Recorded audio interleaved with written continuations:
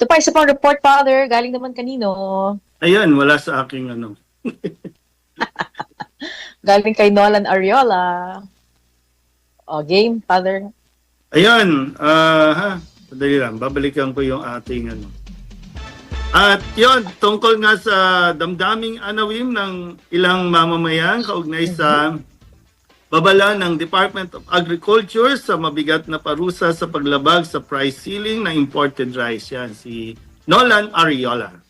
Maraming salamat mga kapanalig. Nag-ikot sa mutya ng Pasig Mega Market ang mga opisyal ng Department of Agriculture o DA para monitor ang pagpapatupad ng price ceiling sa imported rice. Sa joint monitoring ng bantay presyo, pinangunahan ito ni DA Assistant Secretary Genevieve Guevara, Food Terminal Incorporated President Joseph Lu, DTI Assistant Secretary Regino Malyari Jr. at PNP Chief of Directorial Staff Lieutenant General Edgar Ocobo. Ayon sa DA, layon ng monitoring na tiyakin ang pagsunod ng mga rice retailer sa itinakdang price selling na 50 pesos kada kilo para sa 5% broken imported rice sa ilalim ng Executive Order number 118. Sa bantay presyo monitoring ng DA sa nasabing largest public market sa buong bansa, kung saan nakitang sumusunod sa price cap ang mga rice retailer.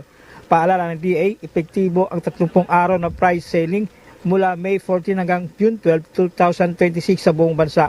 Nagbabala ang DA ng mabibigat na parusa laban sa mga rice retailer, trader at importer na lalabag sa bagong ipinataw na price ceiling ng pamahalaan sa imported rice. Ayon sa DA, maaring marap sa pagkakakulong, milyong pisong multa at maging pagsasara ng negosyo ang mga lalabag sa ilalim ng Price Act. Nakita naman natin compliant po sila dito sa Pasig City Mega Market. Para sigurado malinis at maganda ang quality ng mga bigas. Okay sir, at namomonitor nila kung tumataas at bumababa yung ating mga bigas natin. Eh dapat nga palaging may ganyan kasi para monitor talaga nila na kung may supply o wala. Yan ang damdamin anawim ni na Jojo at Linda. Mga kapanalig, ang lagyan, dalangin at paalala ng simbahan Katolika ay maging maayos ang mga pinatutupad na patakaran o batas ninuman at saan man. Para sa Veritas 846, ang radyo ng simbahan.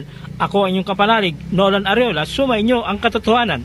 Ronda Veritas Report. Yan, thank you so much sa ating mga Ronda Veritas reporters.